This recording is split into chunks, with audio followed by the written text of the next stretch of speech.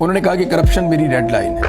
یہ مریم نواز نے کہا ہے, یہ آپ یاد رکھیے گا, کرپشن میری ریڈ لائن ہے. تو میں یہ ریڈ لائن یاد دلاتا رہوں گا جب تک مریم نواز اس سیٹ کے اوپر براجمان رہے گی. کیونکہ دیکھیے پہلی خاتون وزیر اعلیٰ آ رہی ہیں پنجاب میں, ویلکم, لیکن چوری کے ووٹ سے یہ ووٹ ان کو پڑے نہیں ہیں. ان کے اعداد و شمار میں آپ کے ساتھ شیئر کر دوں گا, لیکن مریم نواز سے کچھ چیزیں جو ہیں وہ میں ڈسکس کر دوں. انہوں نے کہا کرپشن میری ریڈ لائن ہے. اب جس کی ریڈ لائن کرپشن ہونا, تو کم سے کم اس کو یہ پتا ہونا چاہیے کہ اس کے والد نے ایون فیلڈ اپارٹمنٹس کیسے بنائے. اس کو یہ پتا ہونا چاہیے کہ پاناما کا جواب کیا ہے. اس کو یہ ضرور معلوم ہونا چاہیے کہ اس کے چچا اور اس کے چچا کے خاندان کے اکاؤنٹوں کے اندر کروڑوں اربوں روپے کیسے آئے.